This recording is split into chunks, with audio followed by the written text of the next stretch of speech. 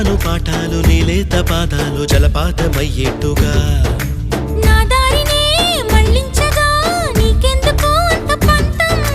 మంచేతిలో ఉంటే కదా ప్రేమించడం మానట